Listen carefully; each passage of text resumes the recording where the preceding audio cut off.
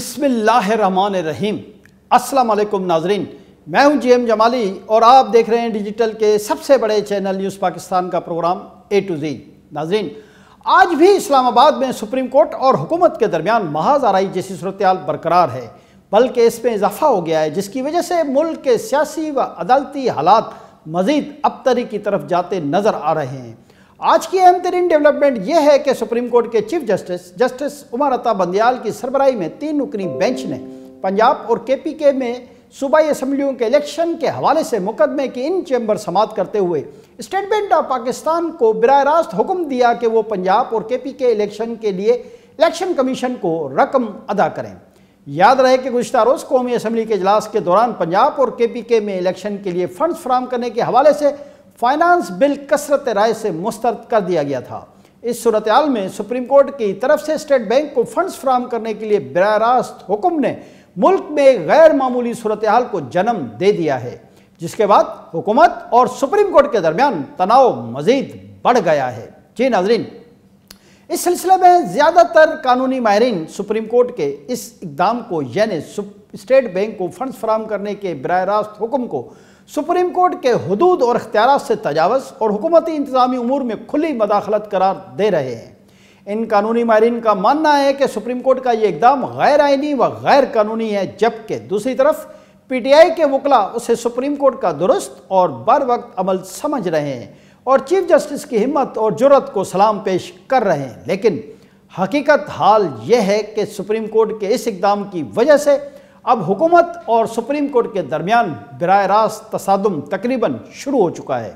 इस सूरत-ए-हाल ने chief justice Iftikhar Chaudhry, chief justice Saqib Nisar, justice Khosa और जस्टिस गुलजार समेत दीगर साबिक चीफ जस्टिस ऑफ पाकिस्तान के अदवार की तल्ख यादें मजीद ताज़ा कर दी हैं, बल्कि मुल्क के ज़ख्म एक मरतबा फिर हरे भरे कर दिए हैं कि जब हर रोज़ एक इंतज़ामी मामले पर अज़ खुद नोटिस लिया जाता था और इन अज़ खुद नोटिसों की वजह से मुल्क को न सिर्फ बहरानी कैफियत का सामना करना पड़ा, बल्कि मुल्क को अरबों डॉलर का नुकसान भी उठाना पड़ा। ख़ास तौर पर जस्टिस इफ्तिखार चौधरी और जस्टिस साकिब निसार ने मुल्क में अदलिया की एक अलग हुकूमत ही कायम कर ली थी और ये दोनों जज साहिबान रियासत में अपनी एक अलग रियासत चला रहे थे। इसके नतीजे में मुल्क में इस सियासी व इंतज़ामी तौर पर बहरानी सूरत-ए-हाल पैदा हुई, जिसके पेश नज़र मुल्क में बदतरीन हालात पैदा हुए और आज भी वही सूरत-ए-हाल पैदा हो रही है। इसी तनाज़ुर में आज पार्लियामेंट हाउस इस्लामाबाद में कौमी सलामती कमेटी का गैर मामूली नौयत का इन कैमरा इजलास भी मुनक्किद हुआ। इजलास में वज़ीर आज़म शहबाज शरीफ और वफाकी वज़रा के अलावा army chief general Asim Munir और DGISI जनरल नदीम अंजुम खुसूसी तौर पर शरीक हुए। इजलास में मुल्क में सिक्योरिटी की सूरत-ए-हाल के हवाले से ब्रीफिंग दी गई। इन कैमरा इजलास के मौके पर कौमी असम्बली सेक्रेटरीट के मुलाजिमीन के अलावा सबको पार्लियामेंट हाउस से वापस भेज दिया गया, जबकि मौजूदा सूरत-ए-हाल के पेश नज़र आज कौमी असम्बली का हंगामी इजलास भी तलब किया गया था।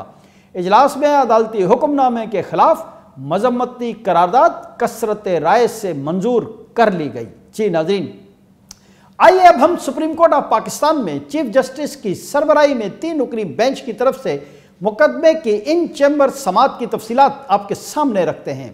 आज सुप्रीम कोर्ट में पंजाब और केपीके में आम इंतखाबात के लिए फंड्स की अदम अदायगी पर इन चैम्बर समाअत के मौके पर जजेस ने फंड्स जारी न करने पर इजहार बरहमी करते हुए वाज़ेह कर दिया कि अदालती हुक्म पर अमल करना पड़ेगा।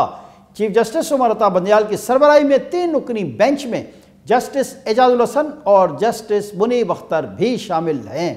डिप्टी गवर्नर स्टेट बैंक सीमा कामिल, स्पेशल सेक्रेटरी खजाना और एडिशनल सेक्रेटरी खजाना 3 रुकनी बेंच के सामने पेश हुए, जबकि attorney general, secretary election commission, वजारत खजाना और स्टेट बैंक के हकाम भी अदालत के सामने चैम्बर में ही पेश हुए।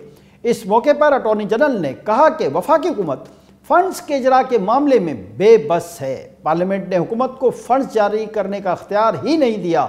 इतलात हैं कि कायम मुकाम गवर्नर स्टेट बैंक के हमरा आने वाले दीगर अफसरान को समाअत के वक्त बाहर भेज दिया गया था।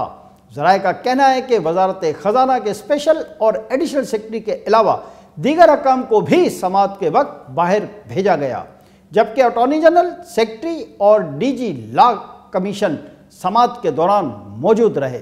जी नाजरीन, दूसरी जानिब चीफ जस्टिस उमर अता बंदयाल समेत सुप्रीम कोर्ट के 8 जजेस के खिलाफ सुप्रीम जुडिशल काउंसिल में रेफरेंस दायर कर दिया गया है। मियां दाऊद एडवोकेट ने 8 जजेस के खिलाफ रेफरेंस सुप्रीम जुडिशल काउंसिल में दायर किया है। चीफ जस्टिस उमर अता बंदयाल के अलावा जस्टिस एजाजुल हसन, जस्टिस मुनीब अख्तर बतौर फरीक शामिल हैं, जबकि justice Bazar Naqvi, justice Mohammad Ali Mazhar, justice Ayesha Malik, justice Hasan Azhar Rizvi और जस्टिस शाहिद वहीद को भी रेफरेंस में फरीक बनाया गया है।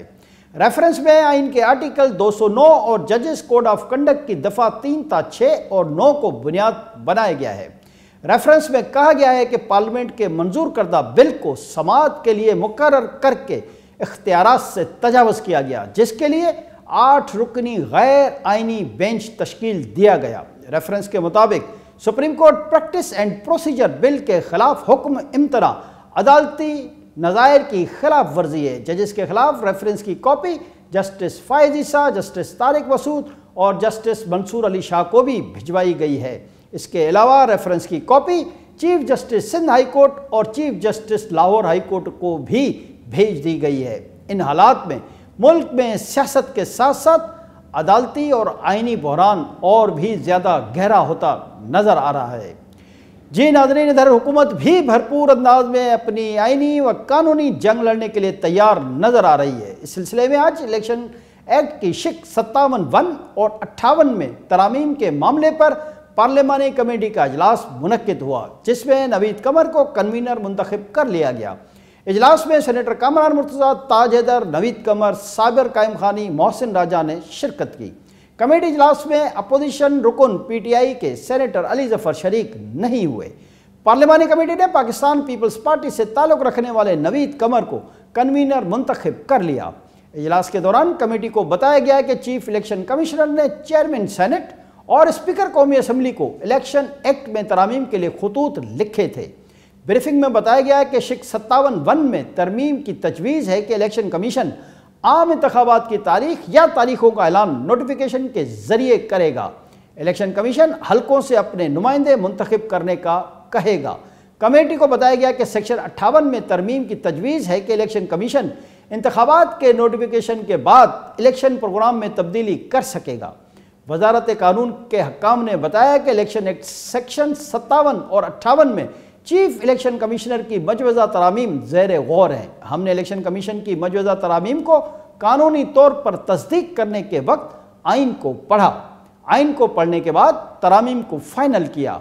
सेनेटर ताज हैदर ने कहा कि सदर की तरफ से एक्ट को बिल्कुल नज़रअंदाज करना मुनासिब अमल नहीं। नवीद कमर ने कहा कि तरामीम को अच्छी तरह पढ़ लें ताकि आइन से मुतसादिम को कुछ ना हो। तमाम मेंबरान मजवज़ा तरामीम का अच्छी तरह जायज़ा ले लें। कमेटी के कन्वीनर नवीद कमर ने यह भी कहा कि कमेटी का आइंदा इजलास अब 19 अप्रैल को मुनक्किद होगा।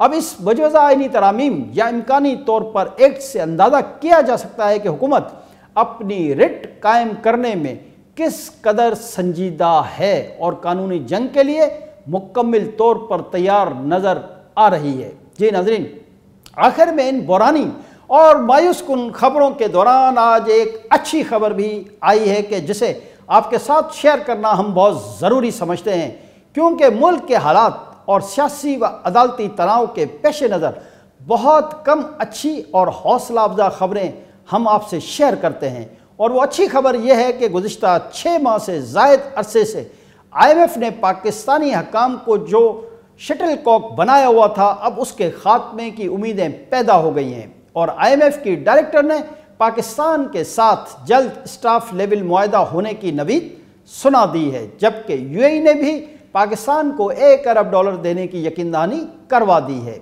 इलाहाबादी ये भी खबरें हैं कि सऊदी अरब की तरफ से पाकिस्तान को $2 अरब आइंदा हफ्ते तक फराहम कर दिए जाएंगे। याद रहे कि इस वक्त मुस्लिम लीग नून के कायद मियां नवाज शरीफ शाही ख़ानदान की दावत पर सऊदी अरब में हैं और उसी दौरान सऊदी अरब के तरफ से पाकिस्तान को $2 अरब फराहम करने की खबर आई है। इलाहाबादी आइंदा हफ्ते चीन की तरफ से भी पाकिस्तान को मज़ीद $30 करोड़ फराहम कर दिए जाएंगे।